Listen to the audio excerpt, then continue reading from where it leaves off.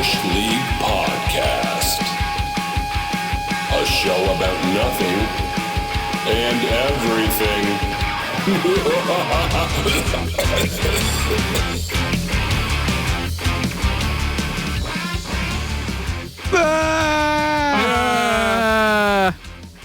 Hi. Hey, guys. And as usual, we are back. As usual.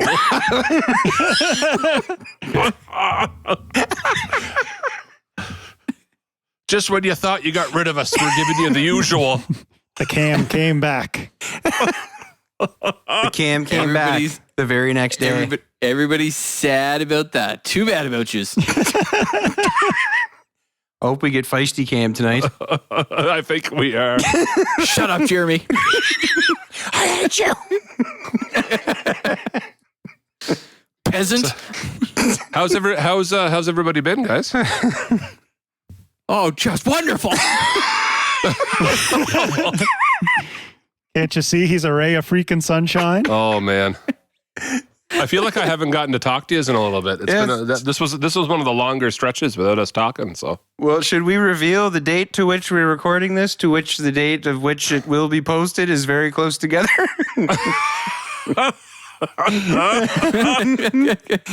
Just a little bit. That's because we're pros. Yeah, absolutely. We don't need no prep. We know we can handle the pressure. Yeah, it's a lot of pressure, boys. There's like 15 people depending on us. I joined a podcast advice group, and rule number 1 was to always have episodes in the bank. And I said, screw this noise, and I left.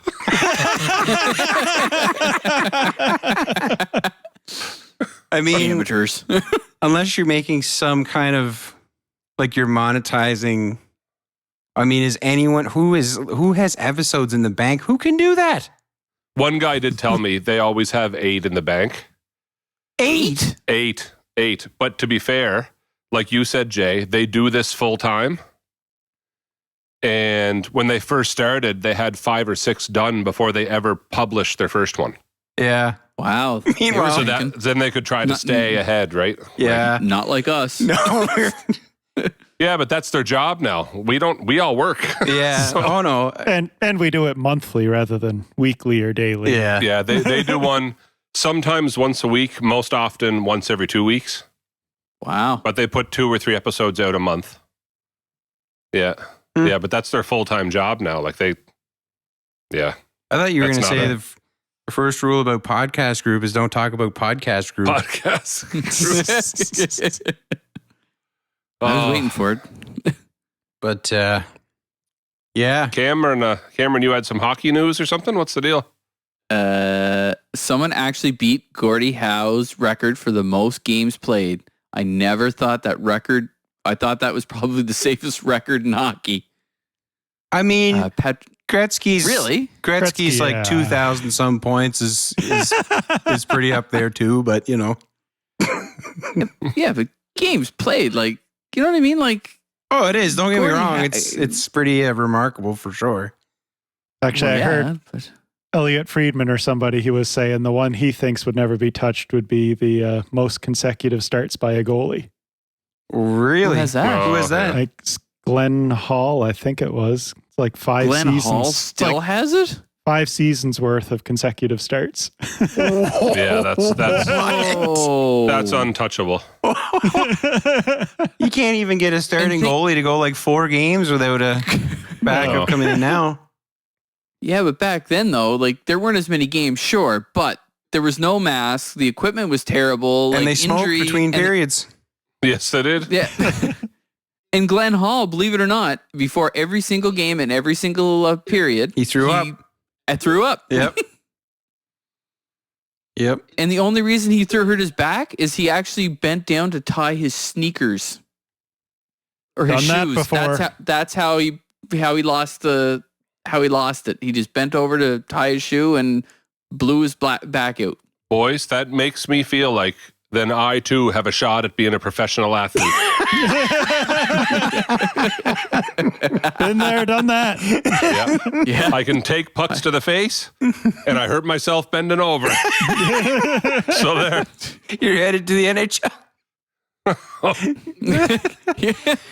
You're Hall of Fame bound, baby. Well, Cameron, you haven't jokes said who the aside. player was. Could you tell us the name? Patrick Merlot? Merlot? I don't know. I can never say names right. Leave me alone. Isn't that a stiff drink? It is. I thought that was a Bordeaux. No. Merlot. Merlot is a drink. Yeah. Marlowe is the hockey player. Anyway, everybody makes mistakes with pronunciation. Yep. Alpine. That is a mistake. I don't care what they say. That is definitely one that no one's ever made before. Is the Alpine? Yeah. Just wait till the next Canadian Grand Prix when everybody gets it right. Yeah. You mean in like 2 years? right. Because they just canceled the Canadian Grand Prix this year. Yeah. They did? Yeah. Yeah, it's canceled. Now Turkey's going to take its place. Those turkeys. Well, to be fair, I'm only not hurt because we didn't have a prayer of going. Do you know what I mean? Have we ever had a prayer going? Yes. Yes, we could. When we didn't need a 14-day quarantine. I just want to go with you. But one of these times, I'm just going to go up and go. I'll hitchhike. All the way to It's an Quebec. 8-hour drive away. If we can afford to go to Dream Theater once a year, we can go to the Canadian Grand Prix. I second this. Obviously, well, we've got 2 years to plan it. Yeah. All right, boys. So, Cam, can you give us some background on the video that you shared with us there this week in the group chat? So yes, I definitely will. So I just happened to notice this video, and it was about why McDonald's ice cream machine is always broken. And I'm thinking in my head, I was like, you know what? Like, I didn't really think about it, but that's kind of true. That It happens. is always broken. Like, it's always Everybody broken. will agree with that. Yeah, and I was like, I never really thought of it that way. And then I started watching this video, and the guy's like, listen, there's a conspiracy. I'm like, oh yeah, I'm gonna have to watch this just to see what it's about, because 100%, Tyson will man. love me going into the conspiracy world. Yep. But then the guy started saying that a company called Taylor, they're the company that makes the ice cream machines for There it is. McDonald's. Taylor's. But no- It's all the Taylor's fault. But not just. Oh, that's gonna get me in so much trouble. You and me both, buddy. Thanks, buddy. So anyway, they're also the company that make Burger Kings, Chick-fil-A's. Like, they Wendy's. make Wendy's. They make all the same ice cream machines. So this guy's like, that's weird. Why is McDonald's machine always broken, but yet none of the other ones ever are? So then he started actually going around to places where he was. He's like, yeah, I'd like an ice cream. Went to McDonald's. No, I'm sorry, our machine is broken. And he's like, what? So then he goes over the street to Burger King. He's like, hi, is your machine broken for ice cream? And the one over the PA goes, no, why? He goes, well, McDonald's is always broken. She goes, I don't know about them, but ours is never broken. The exact same machine is being made for all those companies. So then the guy started digging a little deeper. So this guy made an algorithm that he actually knows how many machines are down in the United States. How many McDonald's are down? That blew And my I'm thinking, mind. I'm like, okay, so what is it, like a couple? 15% of all McDonald's ice cream machines are broken at that exact moment. Which seems low. 15%. Yeah, which seems low until you realize Yeah, but that's 15% was, what was it, like Oh, yeah. 800 or some crazy number of stores? and that's at any given time, because over a couple of days they get them fixed, but then somebody else's is broken. Yeah. Well, that's right. An acceptable rate of failure is about 0.001. Yes. Yes. Yeah. Yes. And they're getting 15%. So the guy's like, this is really weird. Like, what is up with this? This doesn't make any sense at all. So then he actually downloaded the actual manual, which I actually went and looked at myself. I actually downloaded it and started going through it myself. You did?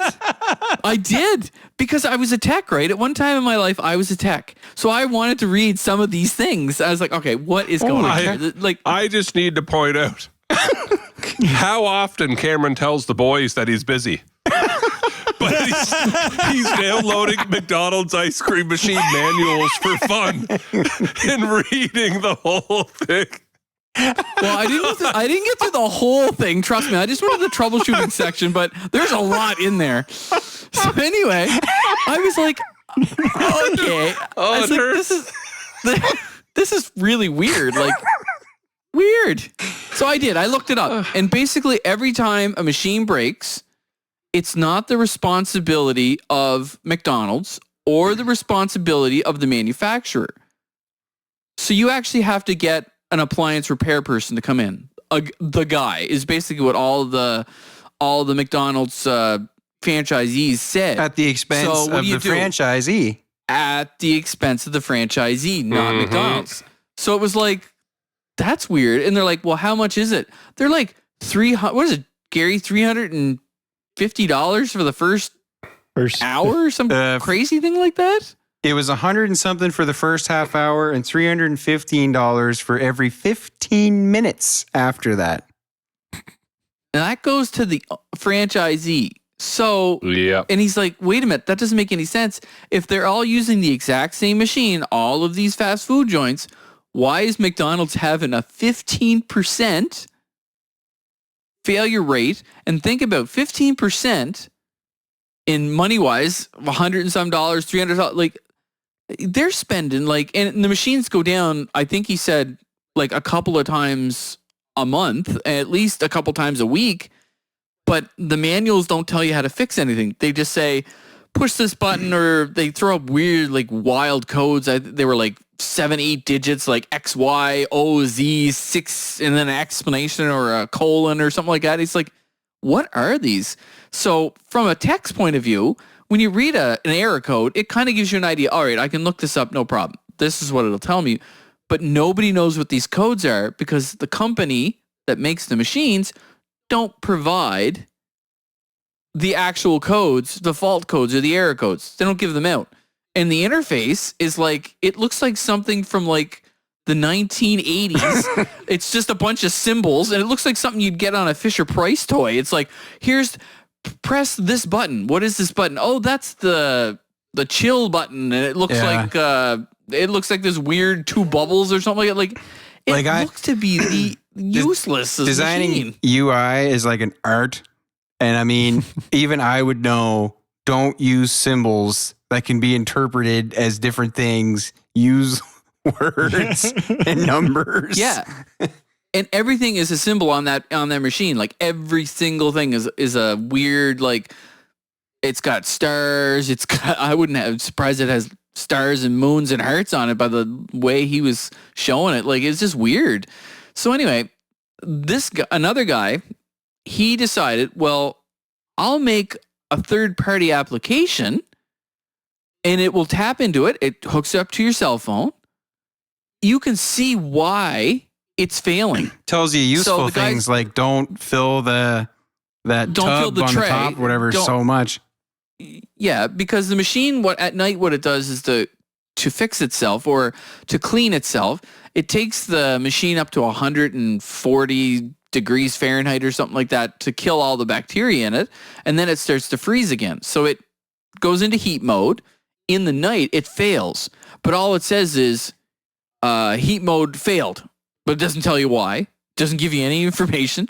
Bunch of Egyptian glyphs and like symbols. a bunch of hieroglyphs, for code. So part-time high school student comes in and sees this and goes, all right, it's not working. 4 hours, it's locked, and it locks itself. If it fails, it locks the machine down, completely locks it out until you have to call the guy.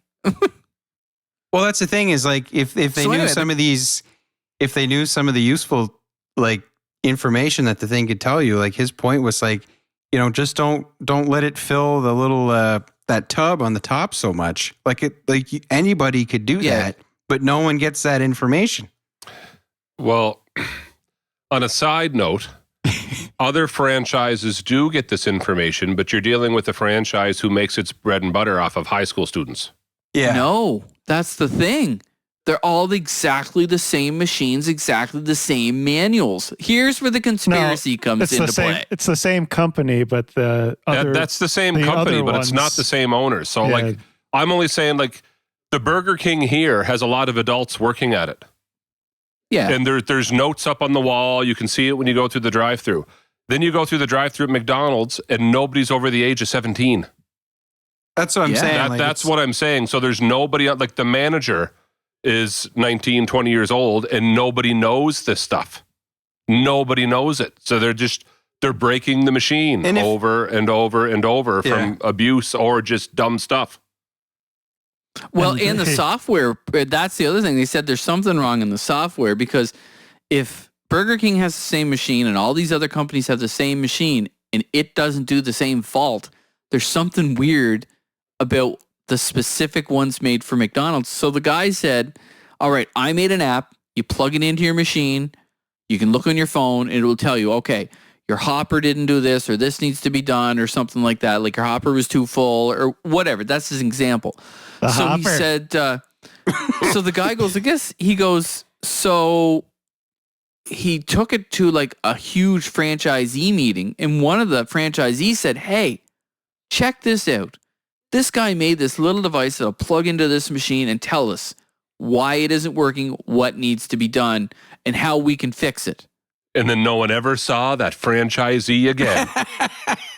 2 days later, McDonald's sends all of the franchisees an email.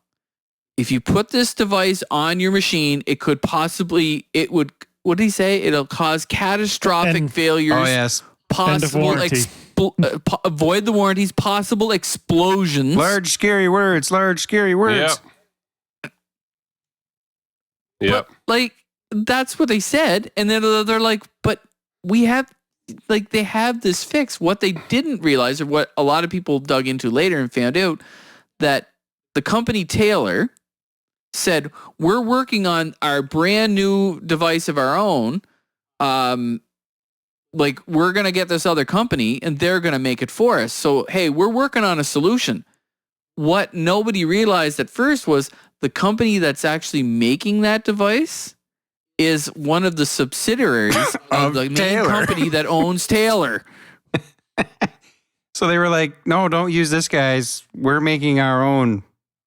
No, this other company is going to make one that's going to work. Oh, wait, by the way, it's the same company that owns both us and Taylor. Wow. Yeah, this is what they all do. Dad's a franchisee that shall remain nameless, but people also aren't stupid. So Dad had invented a long time ago, you know him, invented 5 different things, but patents nothing. But their ice cream machine, he had a way for when the hoses leave, because they have a big walk-in cooler for all the milk bags and stuff for the soft ice cream machines. And then the milk goes up the tube and into the ice cream machine, but it's got to get from the freezer to the machine, and there the tubes are exposed, right? So Dad built this it's cooled, insulated box that can get the tubes from which is funny because think about how much temperature you're going to lose between the freezer and the machine for just 2 feet of hose. Yeah. But if you left the machine overnight, you do. Yeah. Yeah. But if it's refrigerated, you're okay, right? Right. So he made one. A couple months later, the inspector visits, sees what Dad makes. A month later, he gets a report in the email. You need to remove your cooler. You need to buy our cooler. Yeah. Yeah. That goes over it's the same specs. Yeah. It's the exact same thing. It's just a money grab. They're making money off the franchisees. It's one big money grab. And the thing that they can hide behind, and there's a couple things here, so in that particular example, like you just talked about, you can apply that to different things because they can easily say, well, we didn't specify that. We didn't make that. We don't know what that is. That's against our specs. You can make it makes us look bad. Well, and they can't guarantee it. So, they if there's ever was something to happen to a customer, and insurance finds out that we've got homemade parts put on here, then they're going to look at it and say we can't. Who's to say what this is built to? That is taking nothing away from that solution. I'm just saying that's what they hide behind, That's right? what they see. They don't care how that's the good an excuse they can innovation use. it is. And but the joke here with us was Dad said, I think it was like for 10 years, there was nothing on the hoses and you had to clean the machine every night. And they didn't say anything then until he put one on. Yeah. Well, now it's an issue. Right. Because I put one on. Because they didn't think of it and they want the money. They didn't think of it. It's a money grab. Yeah. So, yes. Well, it's the same thing as you've got 10 years before you have to renovate your restaurant again, and you have to renovate. Okay, are you paying for it? No, you are. yeah. You're paying. And by the way, all the signs and stuff that you have to put out front, there's 5 different variations of the sign, but you're buying them all from us. Yeah. Yeah. So it's, Oh, yeah. It's a whole. Yeah. Well, so in that video, and by the way, when I threw that to you, Cameron, I thought you were going to be like, yeah, no, there was a video about a guy that checks out McDonald's, the ice cream machines don't work, and it's pretty cool. And you went on for like quite a while with stats and figures, so I just wanted to give you a hand for that. It's fascinating. Okay, Tyson, it got me in with a conspiracy for once. That one had me hooked right from the word go. Oh, I guess it did. You were diving. You were 100 pages into the service manual. I don't even think that's a conspiracy. I think that's just straight up rigged business. Yeah. And the franchisees are on the hook. And the worst part about the manual, it basically call the guy. What? Call the guy. That's all the manual says. Call the guy. And I liked in the video, they kept playing clips from like the tailor, like our servicemen are qualified to service the equipment. Yeah. It's like, call the guy. And think how much money those franchisees are losing. Like, Oh yeah. Well, I mean, that's, the goal, right? Is to offload as much cost to them as possible. But, the only thing I didn't fully agree with, the guy was like kind of complaining that you don't get the service code to get into the service menu.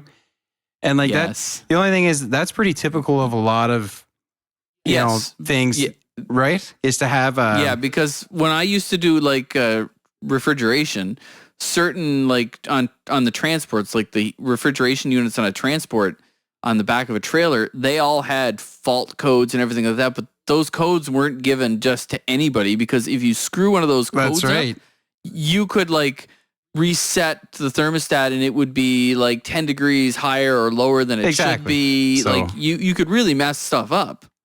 But it's, again, so there's a very valid reason for not giving everyone those tools, because, you could screw stuff up, but it's also the perfect reason to hide behind not giving out any information at the same time, right? So, oh yeah, 100%. Yeah, I really worked on this one, boys. Boys, you were like an investigative journalist on this one, man. Read the manual. And was not impressed by it. He's got a bad Taylor C600 or whatever sitting in his house. I thought about it. After all this. Apart. After all this, all I can hear is got to get my milk in the hopper.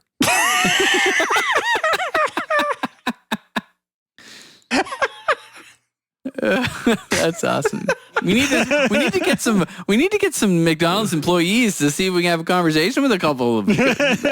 How often does your machine break, and how can we get the milk into the hopper? Gary wants to know. They've all probably signed non-disclosure agreements and aren't allowed to talk about their ice cream machine. 100%. Yeah.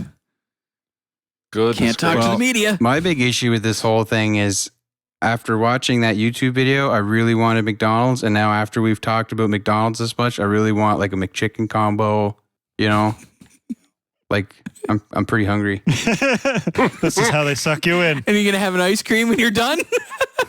Yeah. If the machine's not broke? Yeah. Can only hope.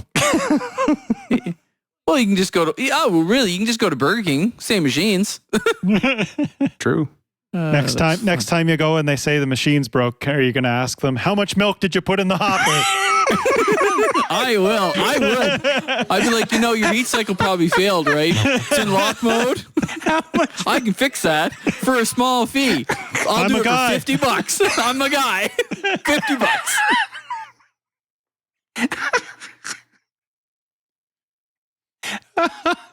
Just cut them right off. Oh, how much milk did you put in the hopper?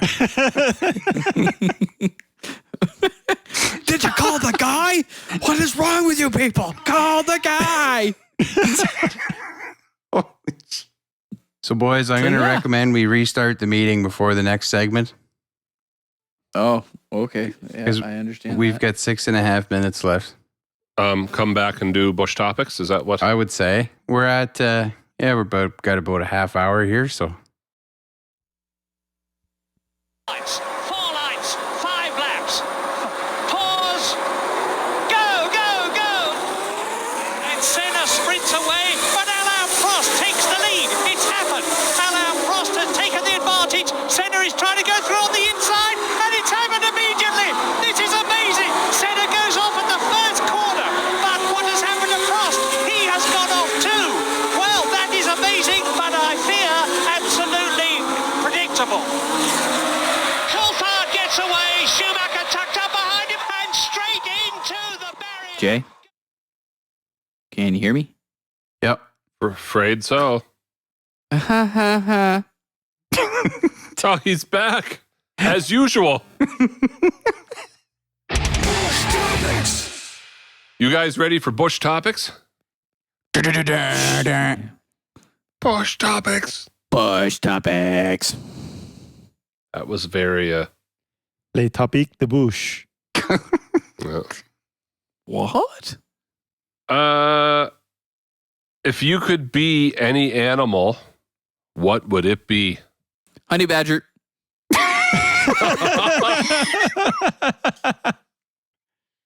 So fast. Wow. Wow. Why is that, Cam? I thought you were going to say a Listen. skunk. No. No, the honey badger is the enemy of the skunk. Yeah. Listen, a honey badger can take on a lion. That's how tough that little guy is. Wow. I actually watched a video of one attacking a lion, and the lion took off. You had to have watched that at 2:00 in the morning.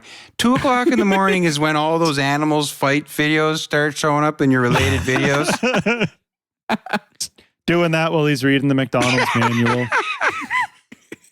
Feet up on the lounger. Nothing good happens after 2:00 in the morning. Isn't that what Ted Mosby used to say in How I Met Your Mother? Yes, it is. Yeah. There you go. Wow. So Where's the poop, Cameron? Well, Jeremy? hey, I said mine, and I had a little bit behind it. yeah, I'm just literally thinking. I cannot come to a hard and fast conclusion such as you did. Is there honey badgers in Jamaica? No, I think they're more like in Podcast title. Australia. Honey badger in Jamaica. There is now. As usual. As usual. There's the podcast. Here's the title, as usual. Women don't find you handsome, at least you find you handy. That's what the honey badger always says. Yeah. I was wondering too, Jeremy, what that had to do with what we just said. Honey badger in Jamaica, as usual. Well, if they don't find you handsome. He's a handy little honey badger, he is. Wow. Yeah, that went south quick. There's no surprise. I'm going to go with I would be a Sasquatch. Isn't there a bounty on your head? Only in Kentucky. So we're including cryptozoological? the Minotaur. No, it's an animal. Mythological. I would be the 7-headed monster from the book of Revelation with the laughing head laughing at the others. Wow. The Kraken? The Kraken is now official. The Kraken, the Sasquatch, and the honey badger. Imagine being a great white shark would be fun. How would that be fun? Watch Watch this, bud. Watch as the seals scatter.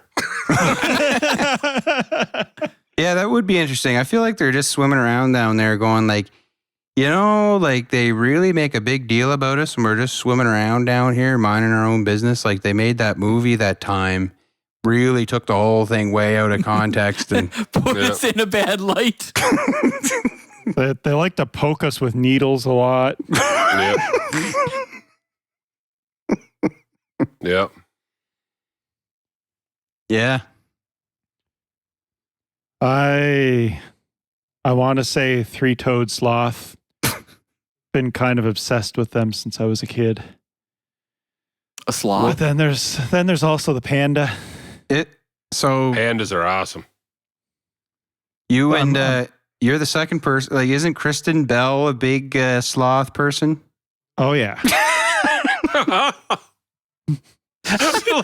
Like, what random information to be so sure of yourself about? Oh yeah. Well, there's a. I'm on the sloth, email list. Me and Kristen Bell go way back. I got my Google Watch all set up for sloth news. This is a front, boys. What Gary's trying to tell us is he's actually in Scientology. Yeah. With Kristen Bell and Patrick Merlot. As usual. As usual.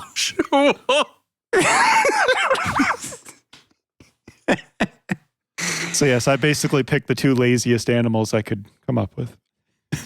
That's that sloth one you're talking about there. That's the one they just look like they're just completely stoned all the time, isn't it?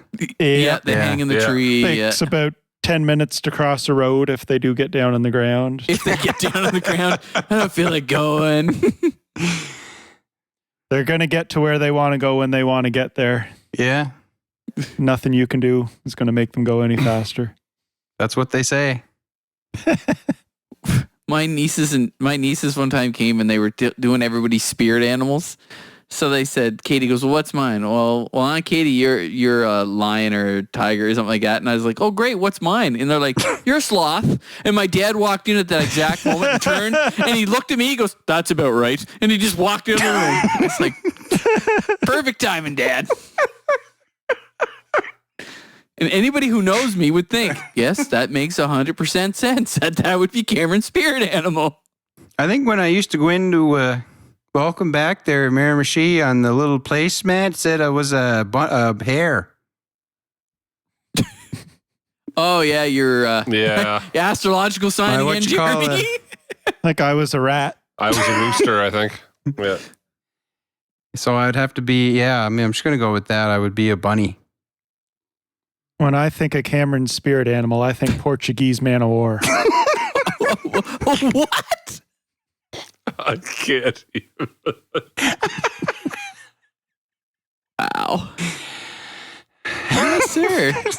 Gary, do you want to elaborate on that one for me? I really like to know how you pulled that one out. Holy. You're not familiar with the Portuguese man of war? I actually am not. I think there's a band, Man of War, but yeah. And we'll have to go look as we speak, and I will Google such a creature. Yes, Google it. It's like a jellyfish looking. Yeah, thanks, Gary.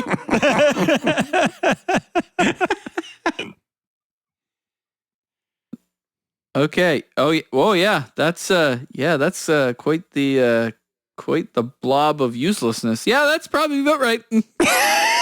Blob of uselessness. Have you ever heard? Stay away from this soldier. Have you ever heard tell of the alligator gar? No. No. Alligator gar. It's a type of fish too. These things are like huge, scary looking fish. Whoa! Got like big long fronts on them. It looks like a barracuda. I was in New Hampshire swimming in Lake. Oh my goodness! However you pronounce it, Winnipesaukee or whatever it is. And that was fine. Had a great time. Come home 2 weeks later, and I hear somebody talking about the Alligator Gars, and they mention that lake as one of the lakes they've been found in. Oh my goodness! Where I was swimming 2 weeks earlier. They can grow up to 10 feet long. Man, it could have swum right by your toes, Gary. Man. Holy cow. They have like two sets of teeth, out like a bunch of out ones, like a gator, and then inside a whole bunch of other ones. Holy mother. That thing's a vicious looking creature. I can't just wait like to fabricate my Aunt Edna.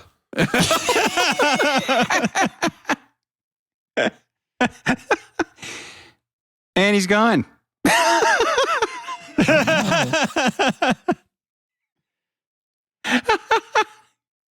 The funny part is his microphone would still be recording, so whatever he's saying right now will still be in the... We just can't hear it. We should have moved on to the next topic so that he'd come in mid-conversation but not know what it was and see what his answer is. Well, we sort of also answered Gary's number one biggest fear, which is also a question. Yeah. Number one biggest fear. That's when I found the alligator gar in my pants. Well, that's how the Chinese check for COVID now. They throw an alligator gar in your pants, and if you survive, you don't have COVID.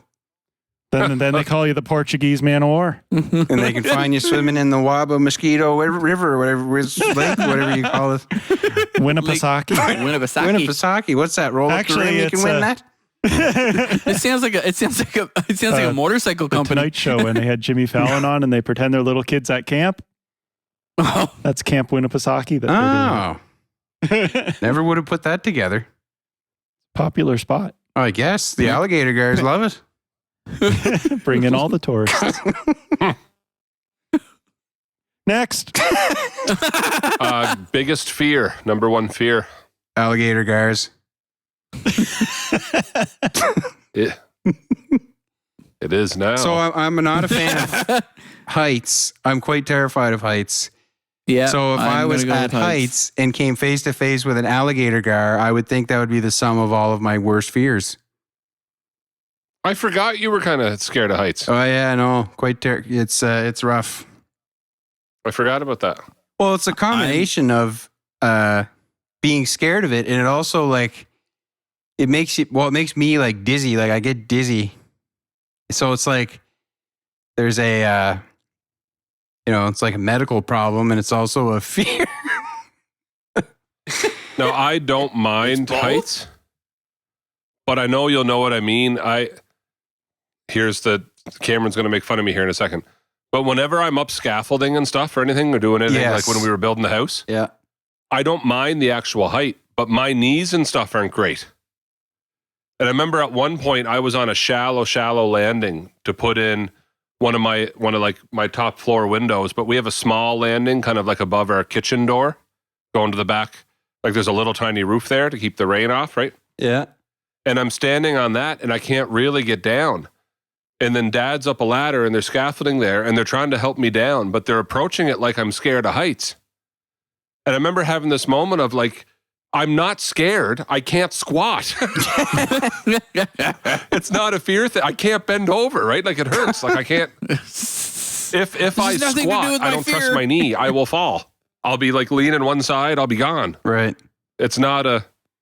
Yeah. So your fear is not of heights. Your fear is of squatting at heights. Apparently.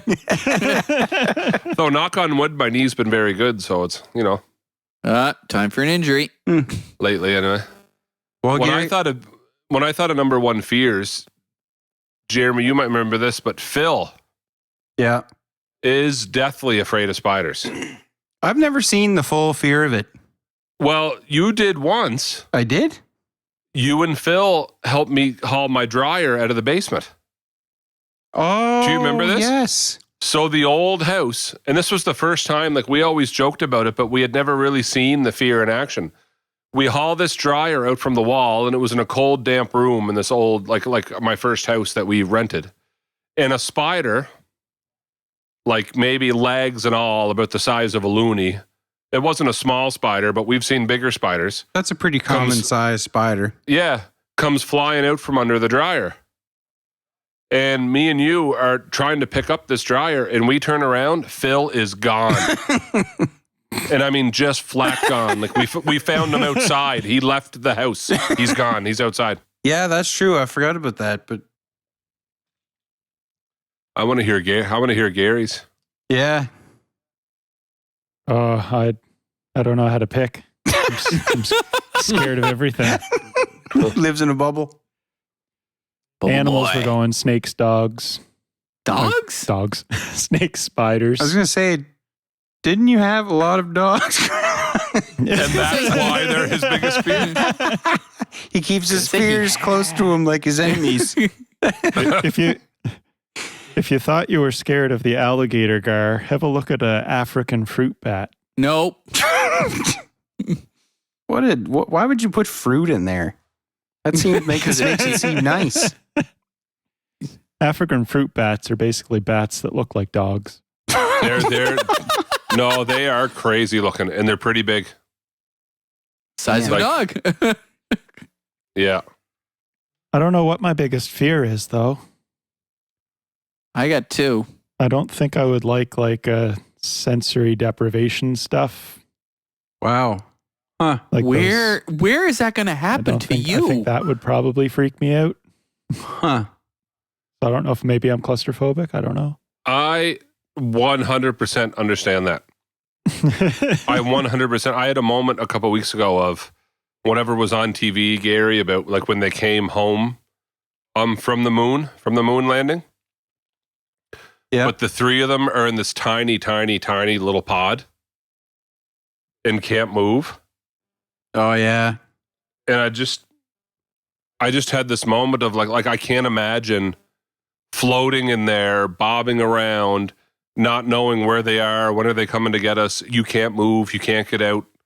You can't, you can't move your elbows. There's no room in there. Yeah. That would low key get to me. Like I would have moments of that's probably, I'm with Gary on that one. Stuff that's like that. Yeah, where it's like forcibly confined to something. Yeah, like you can't get out yet. Yeah. I wonder how you would do in like an anechoic chamber. A what? What's that? Like those it's a room that basically it has 0 reflections. So Oh, for the sound? yeah, it's a completely 100% silent room. So you can speak, but it almost sounds like you're suffocating because there's no reflection. So you don't really hear. You just Have you been in one? No, I haven't, but I've watched videos and Okay. I've been in one. Oh, really? What was There's it like? one at UNB, man, upstairs in the engineering department. I've heard about it. I've heard about Yeah. the one there. So you've been to that? I brought 5 students on a tour and we got to go in. And it wasn't a tour, like they were talking about their projects and stuff and they had to meet with a couple of professors. But then one of the admissions guy took us on a tour and introduced us to another professor and he brought us right upstairs and then brought us into the chamber and closed the door. How'd you like that?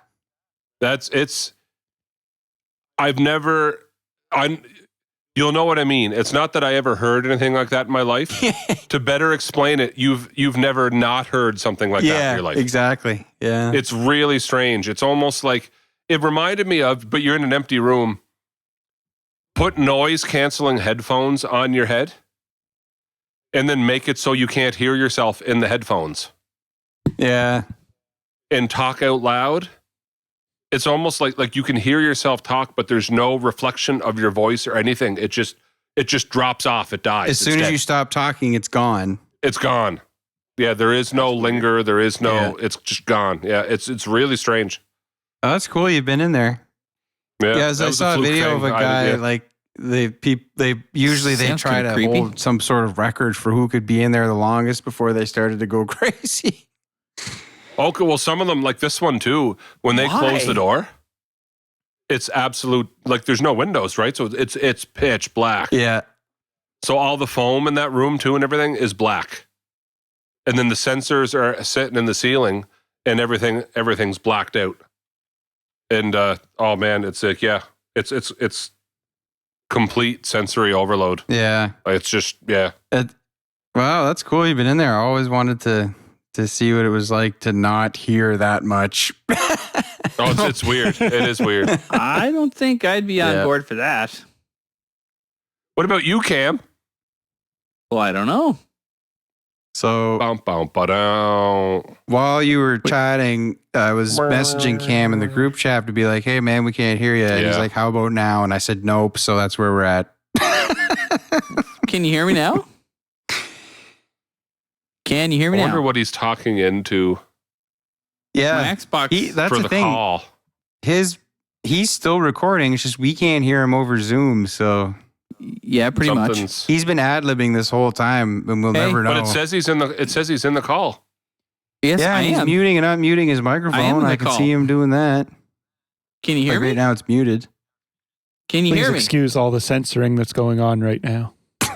No, Cam's. this is dumb, but it's not like unplugged or something, is it? Like, you know, sometimes it No. looks like it's plugged in and it's just not quite shoved in It's- all the way. It's definitely a layer 1 issue No, it's not. Like, it's not. I don't know what's going because, on like, he's here. connected. His microphone's trying. connected. It It says I'm just unmuted. doesn't.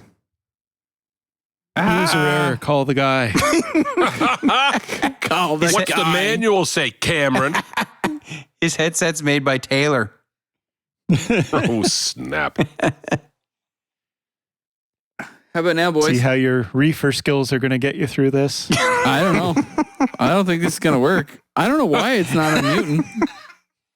Cam, Oh. you Hello? could join on your phone. I am on Can my he phone. hear us? I can. I don't Yes. know if he can. He's not.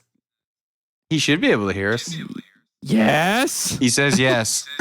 This is a great podcast. This is I'll tell strange. everyone what Cameron's saying. He can hear us. He can't now But he because he can't just left talk. the meeting. I just can't. Maybe get over that's this. maybe we should have tried that a while ago for him to just jump out and Problems on jump my back side, We'll find technical out. I'm problems on admitting his him here now. side. Stupid Trying honey to ad badger. lib as I in. Admit go. nothing. You have to change his name in the group. Sad, I'm on it. sad. There he is. How you doing, honey There he badger? is. The honey badger has returned. You know what? As you guys were doing it, I just kept going. So it So might actually be somewhat funny.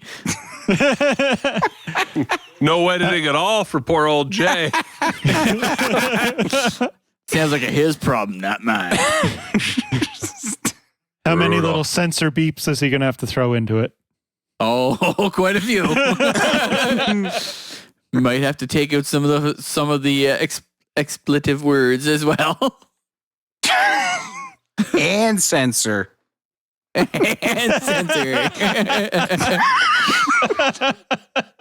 The right to censor. Oh my god. Right. Total the censor. professionals. So yes, I have fears. Water and heights. So when you zip line over a river, it is scary. Isn't that the origin of the Canadian sweater? That was rappelling into a cave. Totally different than a zip line. A cave with water in the bottom, right? Yes.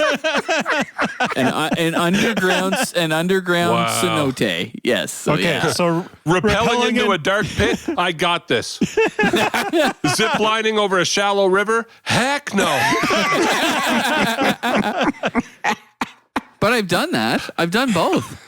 It's kind of funny. Well, it seems like you were terrified then, I would assume. Well, no, not so much. Believe it or not. But The you said- rappelling was worse than the zip line. The zip line was actually, well, the first zip line I did, I went through into the woods, so that wasn't great, and I went down backwards, so I really couldn't see what was coming Well, that time, so that wasn't too I bad. feel like that's on the employee. The employee shouldn't give you the go ahead to launch yourself while you're clearly in there backwards. No, that's what they want you. They put you in. The first one I went to in Mexico, it was backwards, and the guy just Yeah. looked and he goes, all right. I'm like, what? We go backwards? He goes, yeah. I'm like, I've never ziplined before, and the guy just looked at me, and goes, have fun. Yeah, and they if they're worried about you, they send you down backwards so that you don't pee into the wind.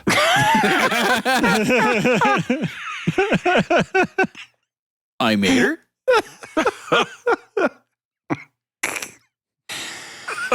Oh, So man. for some people, fear is like a panic attack inducing thing. But for the honey badger, it's just a mild inconvenience.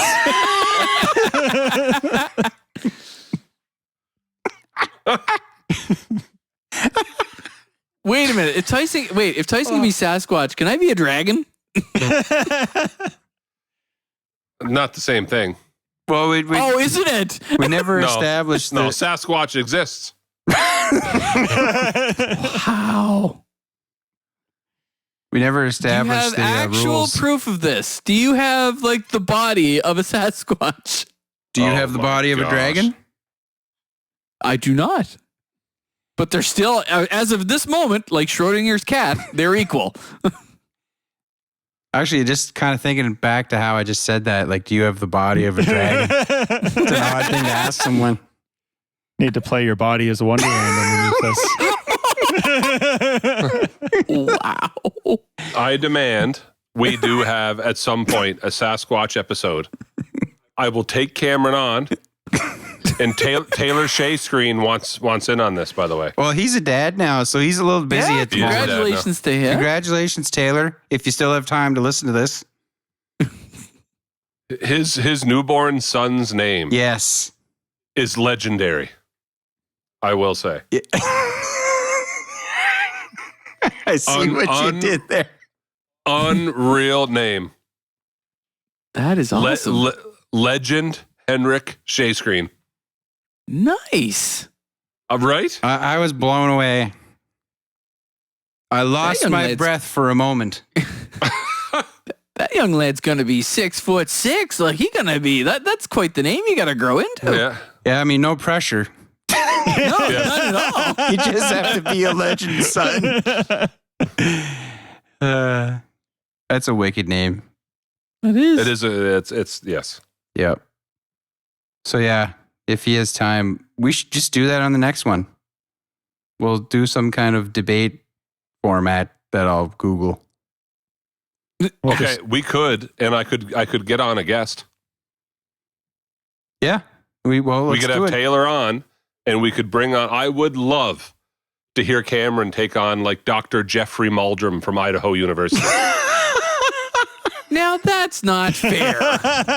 Why isn't it fair? If there's no proof of them and they don't exist, why isn't The honey that fair? badger fears nothing, Cameron. You're right. Let's bring it up. Bring it on. It's go time. Just starts I would love frothing to and hear chewing him take things. on this professor with evidence like, well, where's the body? You know? Because I know that there's bears in New Brunswick, but I can't remember the last time I came across a bear carcass in the woods. I got to tell Have you not had one run out in front of you? Yes. Have you had a Sasquatch run out in front of you? About 10,000 people say they have. Okay. And how many pictures do we have of said creature? Hundreds. Okay. Are they grainy like all the rest? Are they all washed out? Man. Like, Well, I know the last time I had a bear run out in front of me in the car, I got an HD perfect high resolution picture off my phone when I was going 80 kilometers an hour. It's unreal. National Geographic wanted to hire me. Couldn't believe that was off an iPhone. Why couldn't Trump and Biden debate this? That's Would've the made election more I sense paid than to what they- see. wow. I would have paid money to see that. Yep. Actually, that'd be Yep. yeah. Touche.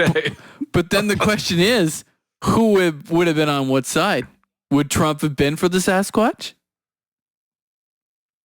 Yes. He would have. Trump would be Well- like, I was watching a great documentary last night. His name was Harry.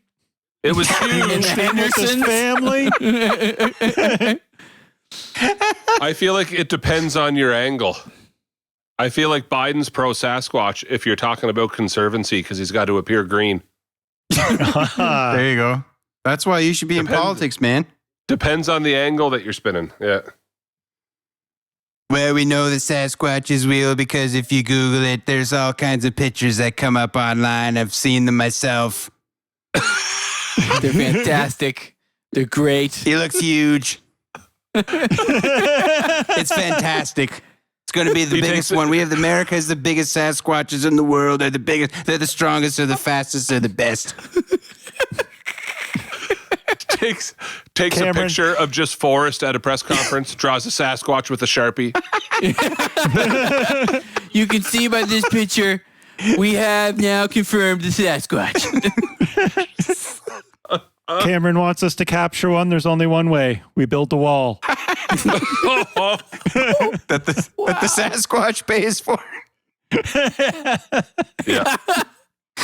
Wow. Oh, boys. Well, what topic were we on?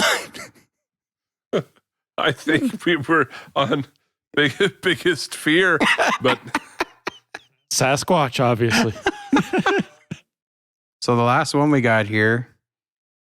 What is an underrated TV show, past or present? Underrated? Yeah.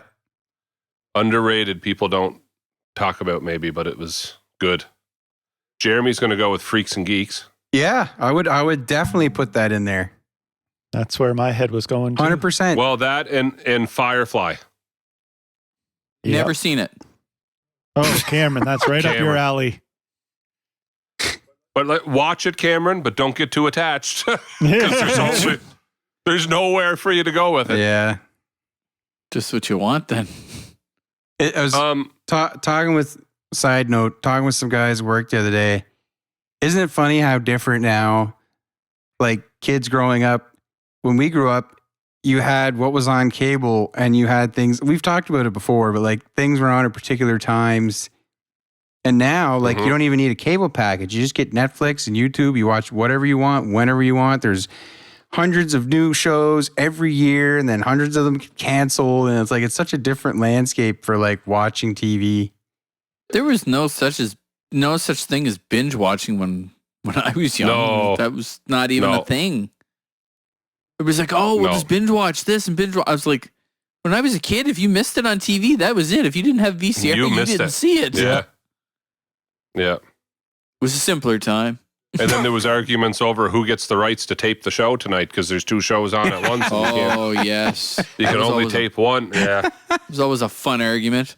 Hey, I want to watch this. No, I do. No, there's only one. There's only one VCR and one TV. And your father always won that argument. I've come some close to canceling cable a couple times this year, just being done. You Yeah, have cable? Yep. We haven't had cable for, it must be 2 or 3 years now. Canceled I have mine. fiber optics. That's the only thing, right? I never. Yeah. Canceled mine 6 years ago. Oh, there you go. But yeah, no, That's a talk definitely. we'll have off air. I want to know how to.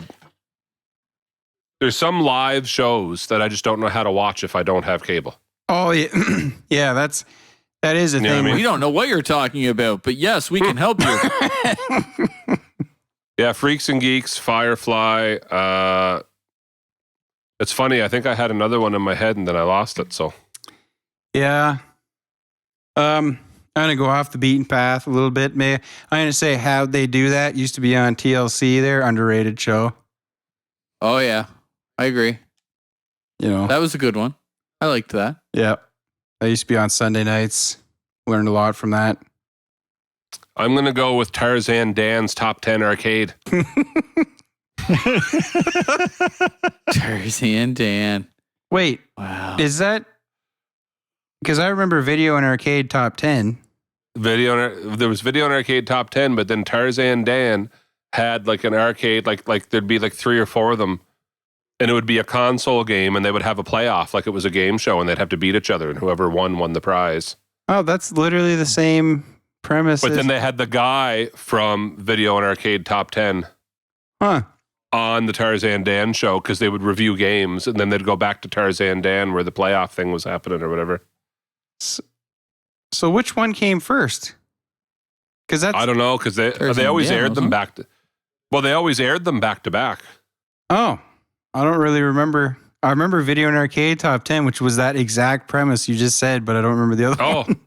I thought the Video and Arcade Top 10 was like a segment within the Well, now I got to look it up. That's going to drive me nuts. Yeah, because it's just like you described. It's like you had 4 people playing some Nintendo 64 game, and then they would do reviews and then tips and tricks on a different thing. Little wonder it didn't last. None of us even know the name. Yeah, because I remember they would do fan letters, fan mail, and it would always say Nicholas Pickles, and then in brackets it would say, "Is that his real name?" And he'd always go, "It's letter time. It's letter time." Video and arcade top 10.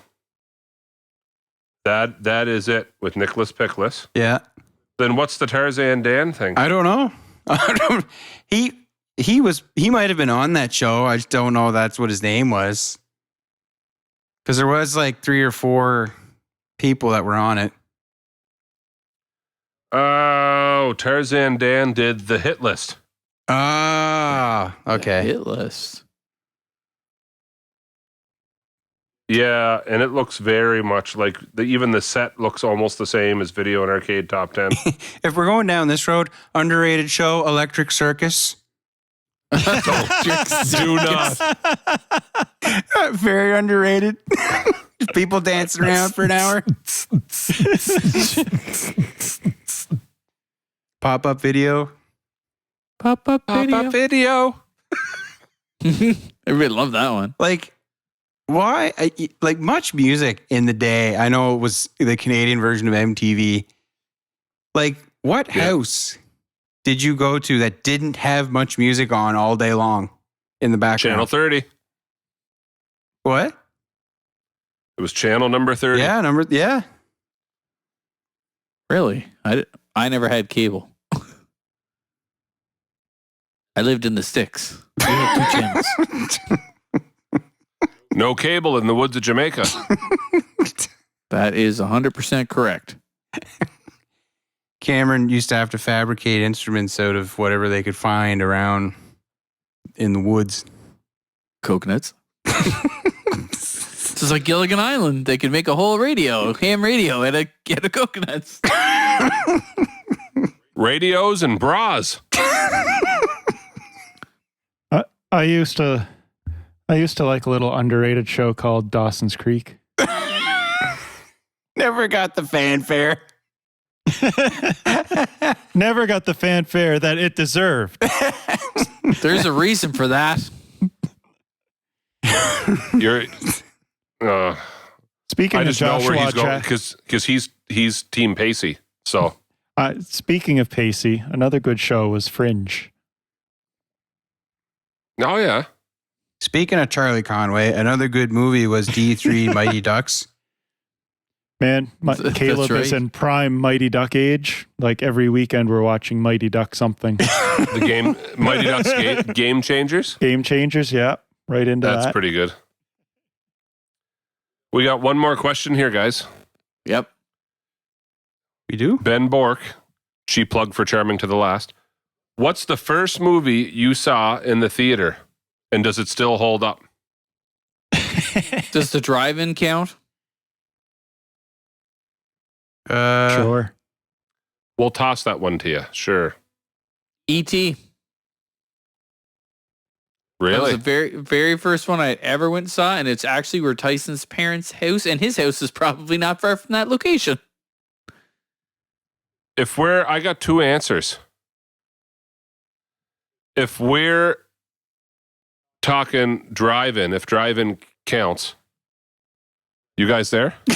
Yeah, I mean, Yeah, we're just Yeah. for you. It just went strangely silent, but I got these like the worst You're in the headphones on ever. Alnico room. If we're talking drive-in, then the very first movie I saw in the drive-in was Transformers, okay. the original cartoon in the 80s with, Hot Rodimus and all Oh. that stuff. Not Megan Fox.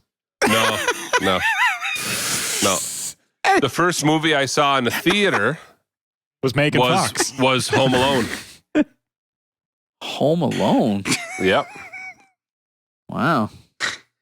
And I think that's done pretty well. Home Alone's done okay for itself. Yeah. Yes, Home Alone is Yeah. one of those ones that you can still watch today and enjoy.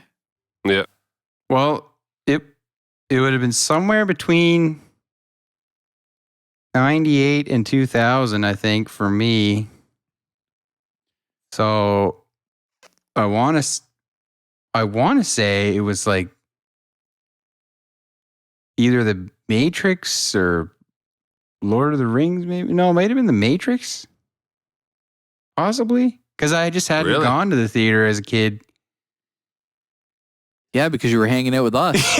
Yeah, that's right. Yeah. We didn't go to no stinking theater. No, and I didn't really go. Like, I legit only saw 3 or 4 movies in theater when I was a kid. Yeah. Yeah. Yeah, and it's not like, if it wasn't for like a friend's parents taking me or something like that, like we're going to the movie for his birthday or something like I wouldn't have gone either. We just didn't. Yeah, we just didn't go. But But I remember Mom and Dad taking me to Transformers in the drive-in. I remember that when I was real young then. I would have been like 6 or 7. Yeah, Shia LaBeouf Tyson and I Megan went Fox. we saw the first Star Wars. It's the Phantom Menace. Me and Tyson. Yeah, we did. Yeah, me and Cameron saw Phantom Menace at the theater. Yeah. And the worst part is because of the way the Vogue was the way it was, they only had one projector, so they had to actually shut off one projector in the middle of the movie. Like right in the middle of the race scene, they had to shut it off, change the reels. That's awesome. Yeah, that's right. That's right. Change the reel. That's awesome. Seriously, that's what they had to do. They did. I remember. Yeah, they did it pretty quick, but still, we were not. You know what we'd be like. Not that we would heckle anybody. Well, on that note, I was just going to say, well, there you go. We know how to end podcasts. Last week it was the Trish Stratus thing. You want to talk about conspiracy theories? There's one there, right? Hey. I have successfully received 4 packages undamaged in a row. Did you weld the front of your door shut like Gary said? Well, no. Now listen, I have a theory. Amanda saw a new male person pull in our driveway she didn't recognize. Ah, there it is. Yeah, but wait for it. He's on vacation. Then proceeded to watch said new male person. Uh-oh. Miss the end of our driveway again and start to back into our ditch. Oh. What? But they got themselves out. I don't know what. I'm not kidding when I tell everybody that the end of my driveway is 22 feet wide, but we've had 4 different people back into the ditch. I don't even know how that's possible. It's 2 car lengths wide, and people are missing the driveway when they back out. And the driveway's wide. Like, you boys have all been in my driveway. You don't need to back out. Turn around and drive out. Yep. Like, I can turn around completely without having to stop to back up. Do you know what I mean? Like, I can pull a full U-ey without putting the car in reverse and get out. But people are backing out and backing right into the ditch. Oh, wow. One poor woman, like the axle was resting on my retainer wall. And her son had to come get a truck. And I had to put boards on our lawn for the wheels to fetch up. And like, as he pulled her across, like that wooden stained wall I built, like I'm watching it just get peeled all across the top because there's no way to get, like, the wheels, 2 wheels on her passenger side aren't even touching down now, right? They're not on anything. So you had no choice but to pull her across that wall on the right's been stained 3 times because of people backing into the wall. That's such a missing George Costanza type thing. You know, like you see a shot in hockey that, like, you know what I mean? 2 inches to the right, it goes in. 2 inches to the left, it misses completely. And in this case, it's like 3 feet to the right, you would have been fully into the ditch. A full 22 feet to your left, and you just could have drove out. Like, you had all the space. Like, I don't know what it is about. Some kind of like magnetic hill optical illusion. Yeah, I was gonna say. Well, it's something to someone that, like, to people that have never been in the driveway before or something. But you know how it's almost like I drive in and out of it every day, so I don't see it. Like, I don't see what they're not seeing or what they're, because I just know where it is, I guess. I mean, I've been to your house. I'm just trying to remember if, like, the thought occurred to me, like, wow, you know, you could really end up in the ditch here.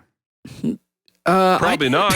It's 22 feet wide. Yeah, it's kind of like, how do you screw that up? Like, that's pretty, okay. That's just so pretty... people know, when we built this house, we built the roof on the ground and had a crane, which, by the way, drove in on this driveway. That's how wide the driveway is. You would think. And lifted the roof on top of the house. That's how wide the driveway is.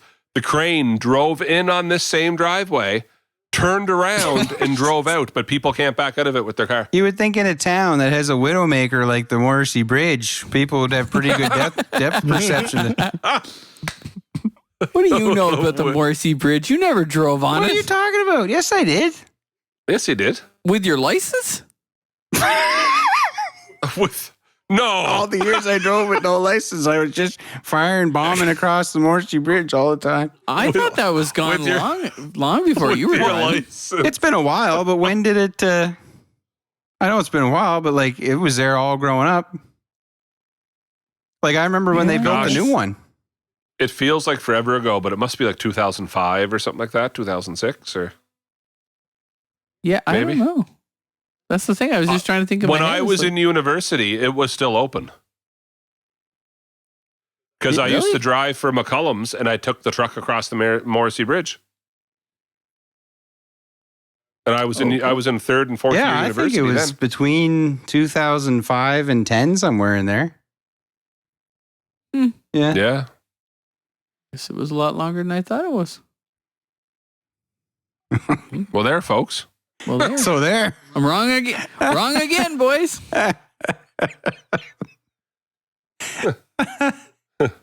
Well, on that cliffhanger of a note. Thanks for listening, everyone. You know the rest. Yeah, but jokes aside, thanks for listening, everybody, and like and share and all that stuff. We love the activity on the Facebook page and everything. So yeah, thanks for the comments and thanks for the good reviews and keep it real. And we'll see you in the next one. May your hoppers be full of milk. May your hopper runneth over. Every time you say it, it just seems more and more suggestive in some way. No, do not let your hopper runneth over. It will break the machine. And then you have to call the guy, and the guy costs money. May your hopper runneth at the proper level. And have no fault codes. You shouldn't be ashamed to fill your hoppers full of milk in public. Goodness gracious. All right. Follow us on Instagram. Follow us on Twitter. Like us on Facebook. Please leave us a good review. And may all your hoppers be filled at just the appropriate level. Not too much, not too little. Everybody will make out fine. And just remember, when you go to that McDonald's this summer, looking for that ice cream, you got a 15% chance of not getting one. See you, everybody. See you later. Over and out.